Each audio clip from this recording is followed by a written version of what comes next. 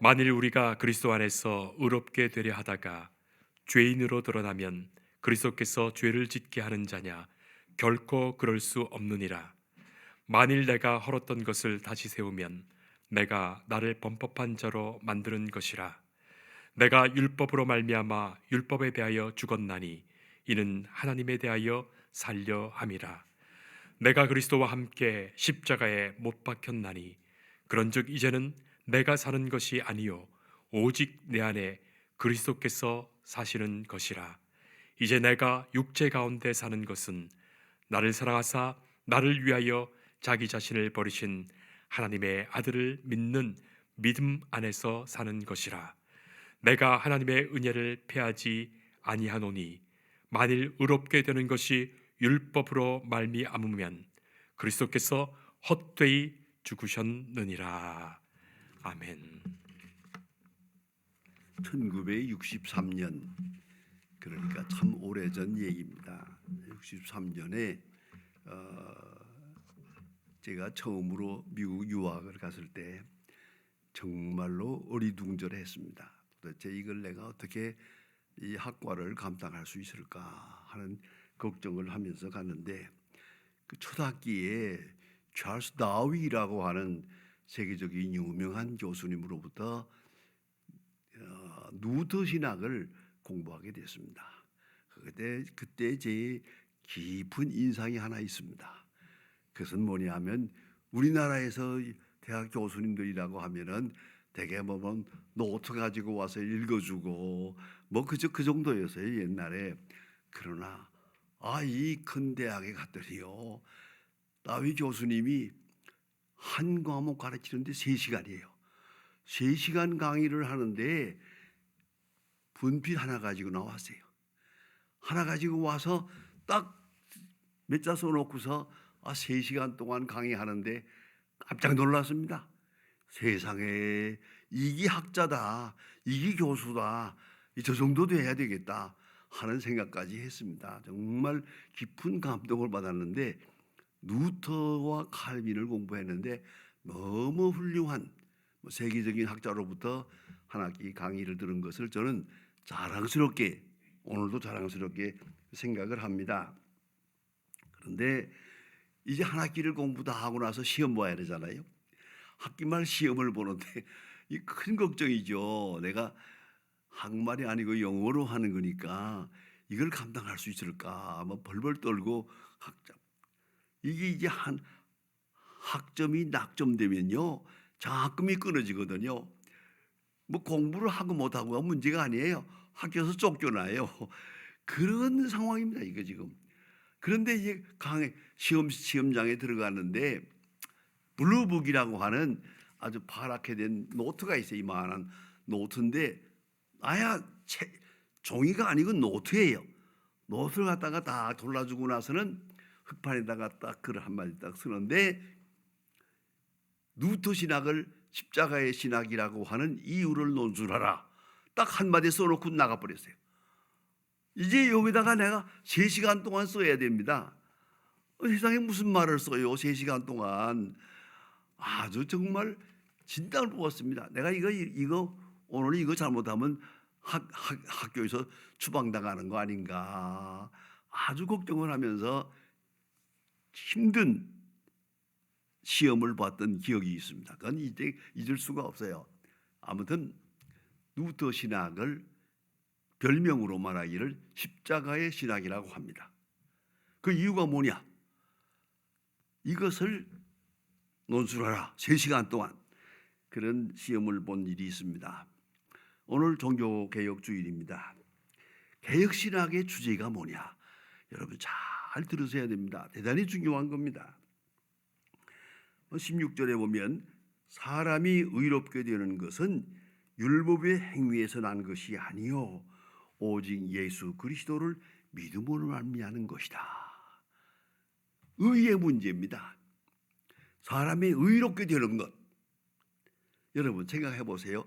의롭게 되는 것, 우리는 종종 큰 착각을 하고 있습니다. 큰 오해를 하고 있어요. 지금까지 잘못 살았지요? 오늘부터라도 잘 살면 되겠나? 그거 아니에요. 또 지금까지 내가 모르고 살았죠. 이제 알고 살면 되겠나? 거룩하게 살면 되겠나? 예를 들면 술 먹던 사람이 오늘 술 안 먹으면 되겠나? 거칠게 살던 사람이 이제 온순하게 살면 되겠는가? 심지어는 여러분 간단히 생각하세요. 도둑질했어요. 도둑질해서 돈을 벌었는데 그거 가지고 구제하면 되겠나? 그 선한 일 하면 지난날의 죄가 다 용서받는 겁니까? 그건 아니에요. 우리나라 정치도 그래요. 나라를 위해서 수십 년 동안 수고해서요. 정치하느라고 국가를 위해서 수고 많이 하는 사람이지만 부정하면 감옥에 가는 거 아닙니까? 그동안에 수고했다고 해서 죄가 사함 받아지는 것이 아니에요. 죄는 그대로 있는 거예요. 그걸 잊지 말아야 돼요.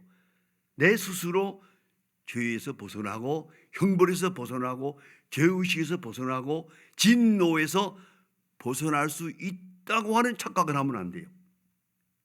이제부터 아무래도 성자처럼 살았다고, 심지어 고행을 한다고 또.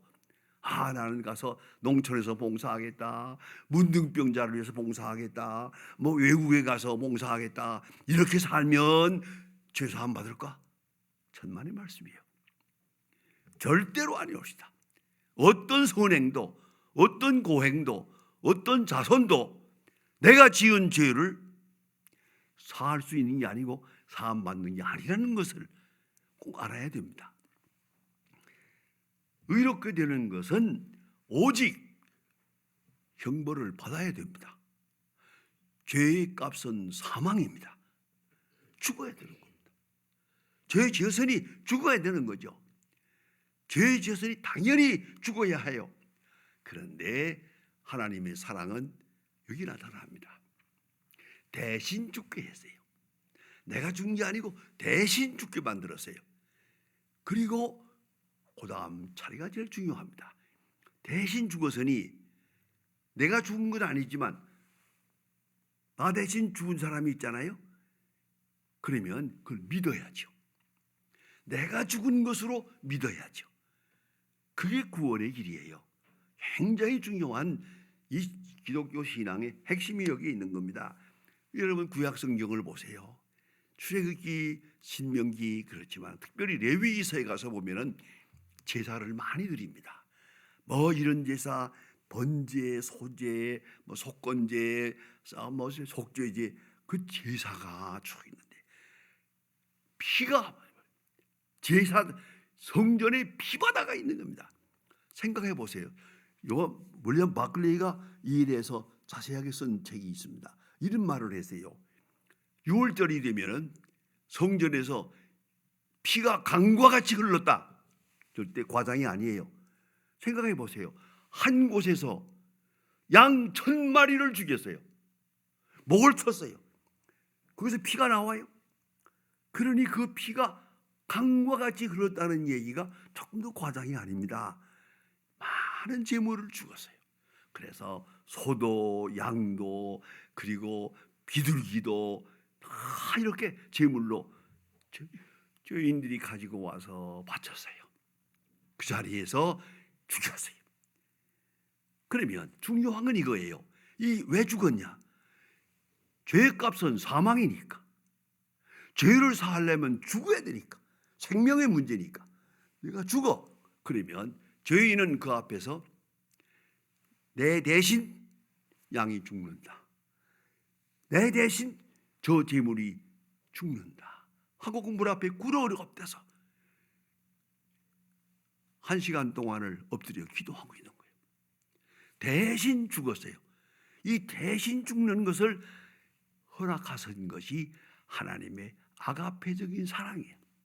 하나님의 사랑이 거기에 있는 거예요. 내가 죽을 건데 하나님의 진노가 여기 있어요. 이걸 막을 길이 없어요. 생명은 생명으로 그런 거로 죽었어요. 그러면 나는 그 앞에서 저 제물이 내 대신 죽는다고 하는 믿음, 그 믿음을 가지고 꿇었어요. 다 제단이 제물이 불탄 다음에 제사장이 네 죄를 사하노라. 그러면 그때 고개를 들고 일어나는 거예요. 이게 제사예요. 이게 속죄예요. 이게 죄사할 수 있는 길이에요. 죄사한다는 게 선행으로 이루어지는 게 아니에요. 사람이 바뀌었다고 달라지는 게 아니에요. 절대 아닙니다. 이 개혁신앙의 가장 중요한 표식입니다. 죄를 사하는 것은 벌을 받는 것이고요, 형벌을 받는 것이에요. 재물이 대신 죽고 그 죽은 재물에 대한 확실한 믿음, 내가 죽는 것과 같은 믿음을 가지는 거죠. 그리고 갈 때 비로소 죄사함 받고 구원받게 되는 것입니다. 루터의 그 자신의 책상에 거기다가 큰 글을 써 붙였어요. Ich bin getauft. 그게 무슨 소리냐? 나는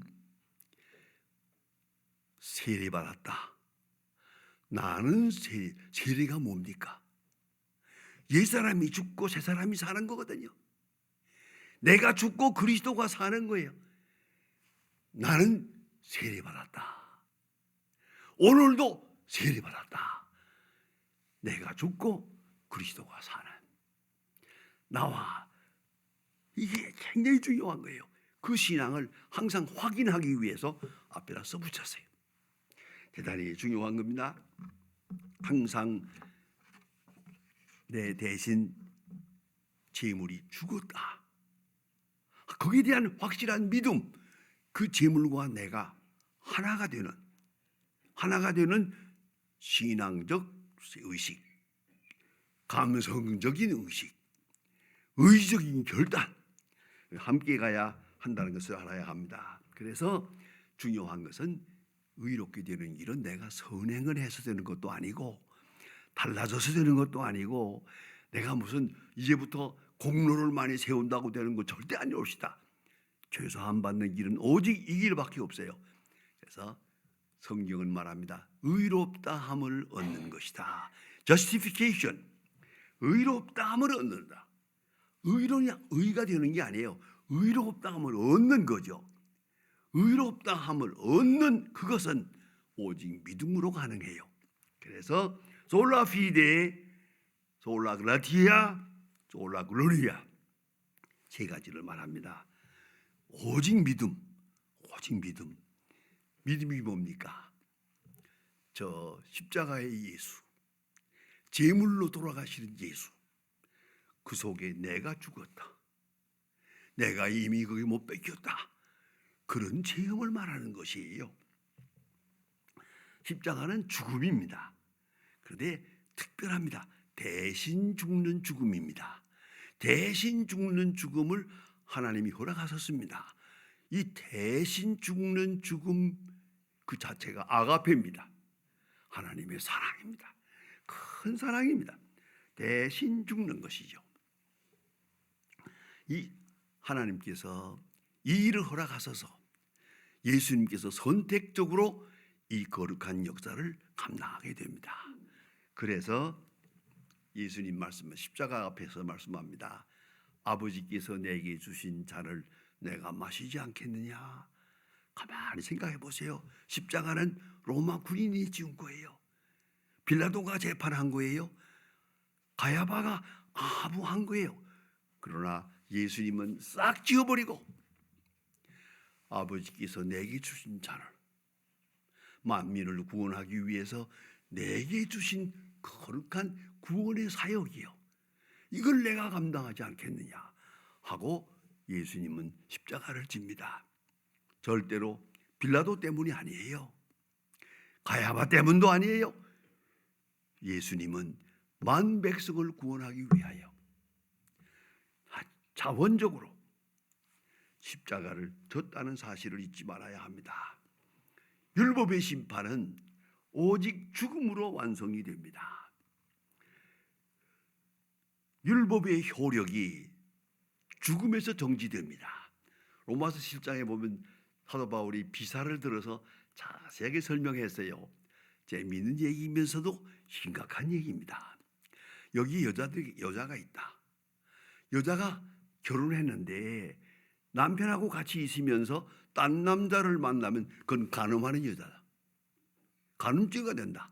그러나 어느 시간에 남자가 죽어서 죽으면 그 다음날 딴 사람을 만나도 그건 죄가 안 된다. 그렇죠? 그 우리 상식이죠. 그와 같이 율법이 우리의 십자가로 인해서 그 효력이 정지됐기 때문에 우리는 자유인이 되는 것이다. 율법으로부터 자유하는 것이다. 율법과 사망으로부터 자유하는 것이다. 사도 바울이 아주 논리적으로 이렇게 설명을 합니다. 다시 말하면 예수님은 속죄 제물이 된 겁니다. 대신 죽으신 겁니다. 그 사실을 알고 믿고 깨닫고 감사하고 그게 아가페의 사랑에 대한 응답입니다. 우리 믿는 사람은 십자가를 바라볼 때마다 내가 죽었어요. 내가 저기 매달았어요. 그래서 내가 살았다 하는 감격으로 살아가는 것이죠. 그래서 요한복음 3장 16절 여러분이 알지 않습니까? 하나님이 세상을 이처럼 사랑하사 독생자를 주었다. 이처럼이 뭡니까? 이처럼 사랑한다. 그게 돈이 아니요 건강이 아니에요. 이처럼 사랑하는 것은 대신 죽으시는 거예요. 생명을 주시는 거예요. 생명을 주심으로 우리에게 구원받을 수 있는 길을 열어놓은 것이죠. 이것이 개혁신앙의 골자입니다. 그래서 사도 바울은 오늘 본문에서 중요한 말을 합니다. 내가 그리스도와 함께 십자가에 못 박혔다. I am crucified with Christ. 루터 신학에서는 이것을 수십 번 외웁니다. 내가 그리스도와 함께 십자가에 죽었다. 자, 이 말은 뭡니까? 십자가를 볼 때마다 내가 죽었다. 그걸 확인해야 됩니다.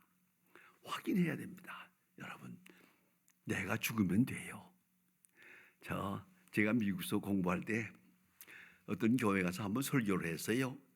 교회 초청받아 설교했는데 설교하고 나오니까 그 목사님 우리 교회에 큰 문제가 하나 생겼는데 좀 왔던 길에 해결해 주면 좋겠습니다. 그래서 뭔데요? 오늘 그 반주한 분 있잖아요. 피아노 반주 잘하더라고요. 예쁘기도 하지만 피아노 반주를 잘하더라고요.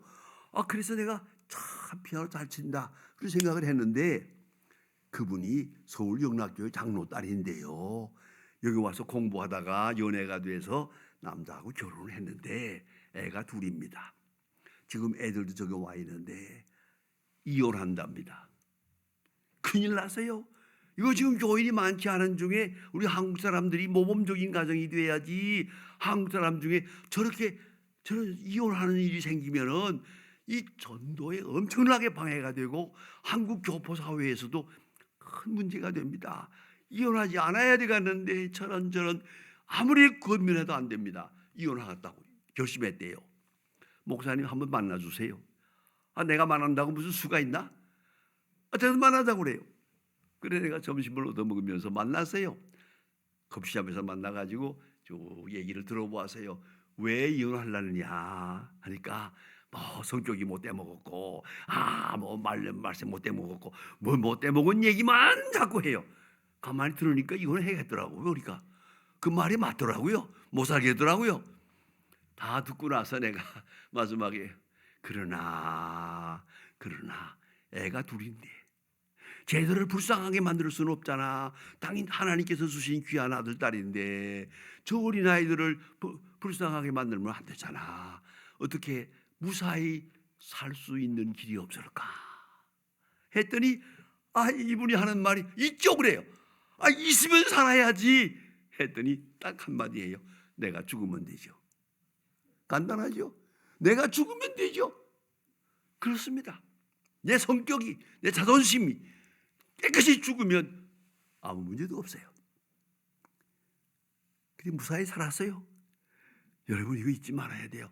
내가 죽으면 돼요. 죽지 못해가지고 자꾸 말을 하니까 문제지요. 화를 내니까 문제지요. 불평하니까 문제지요. 전부가 다 어디서 오느냐? 내가 죽지 못해서 생기는 거예요. 죽으면 되는 거죠. 그래서 사도 바울은 말합니다. 내가 십자가에 못 박혔다. 십자가를 볼 때 예수님의 십자가요? 내 대신 지신 십자가요? 그런 거로 의미상으로는 내가 십자가에 예수와 함께 못 박혔다. 이게 종교개혁자 신앙의 골자입니다. 하나님의 계시된 사랑 믿음으로 수용합니다. 나는 벌써 죽었다. 그래서 그리스도와 함께 죽으면 또한 그리스도와 함께 살 줄을 안다. 그리스도와 함께 죽으면 그리스도와 함께 산다. 이것이 개혁신앙의 골자입니다. 저는 어렸을 때부터 할아버지의 사랑을 많이 받았어요. 그런데 할아버지가 장로님인데 본래는 이 솥장사를 했대요. 근데 여기저기 다니면서 장사하다가 선교사를 만나가지고 예수를 믿었고, 그다음에 장로가 되고 우리 교회 동네에다 교회를 세우고 아주 그런 어른인데, 우리 할아버지가 가끔 목사님이 안 계실 때는 설교해요. 난 잘 모르겠는데 우리 교인들이 그래요. 우리 할아버지가 설교하는 게 꼭 김익두 목사님 닮았대요. 김익두 목사님을 좋아해서 그 부흥회를 여러 번 다니면서 참석을 했대요.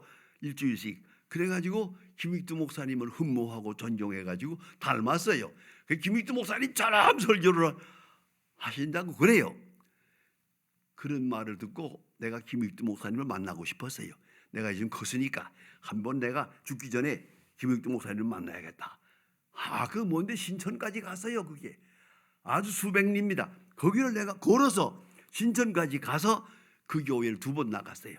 가서 목사님하고 앉아서 앞에 앉아가지고 예배를 드려본 일이 있습니다. 김익두 목사님 아주 능력을 나타내고 기적을 많이 냈어요. 병을 많이 고치고 하는 그런 권능의 사람이고, 신천장의 유명한 깡패예요. 깡패 두목이에요. 근데 예수를 믿어가지고 목사가 됐거든요.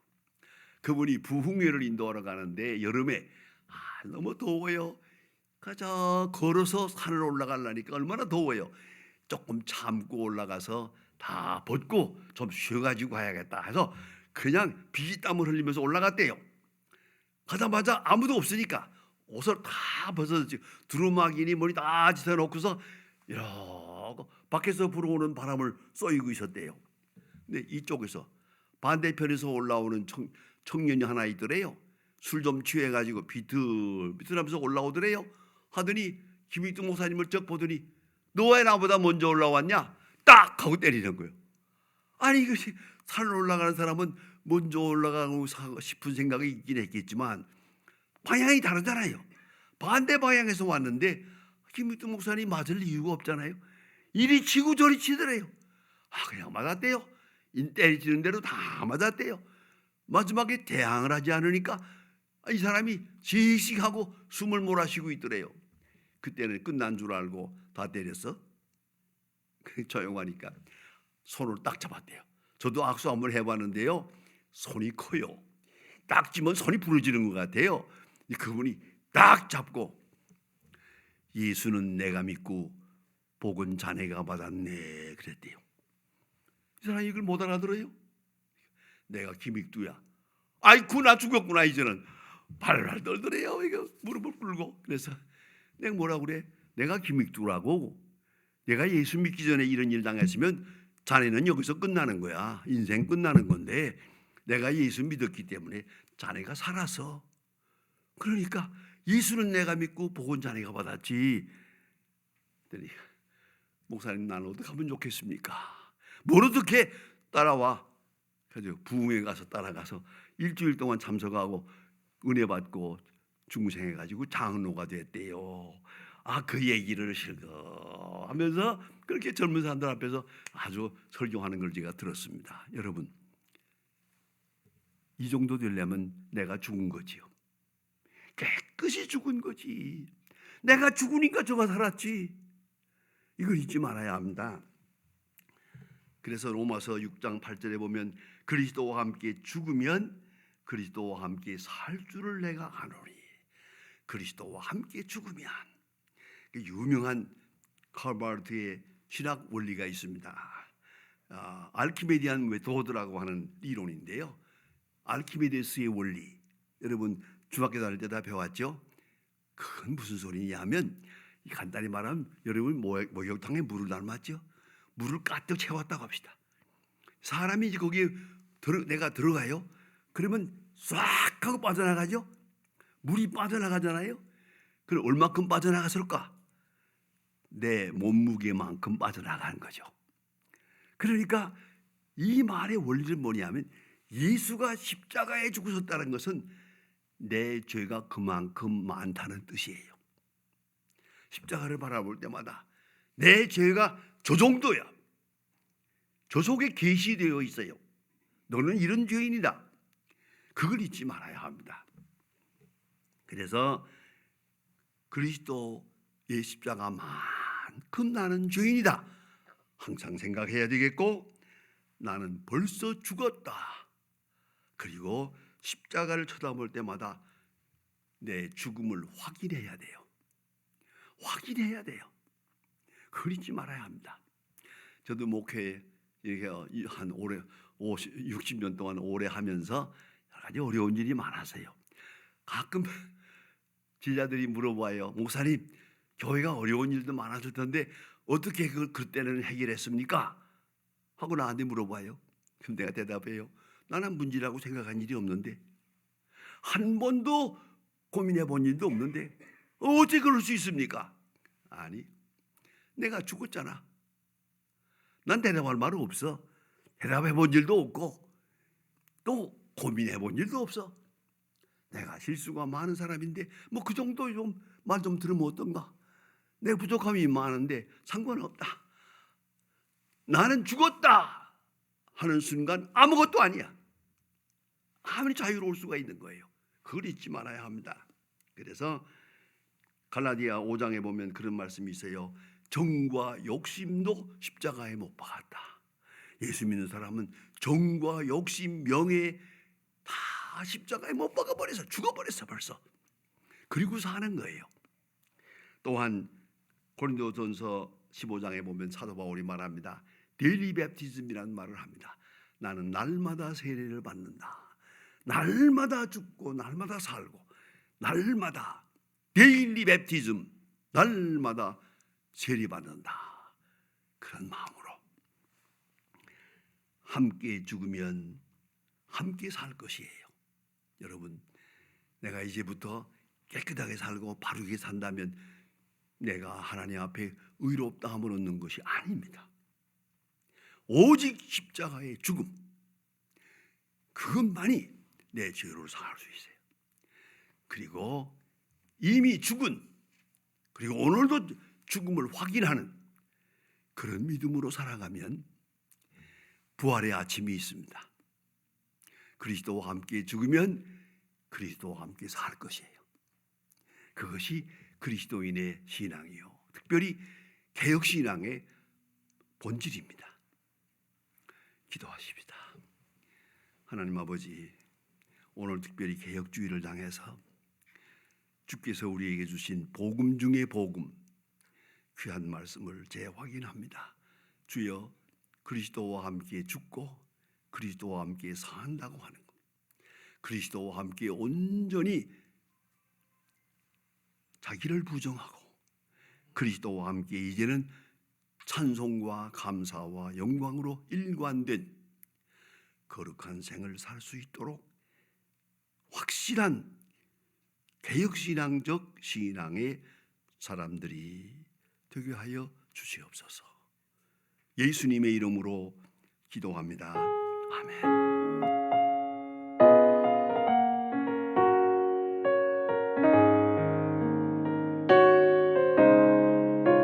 주 예수 내가 알기 전 날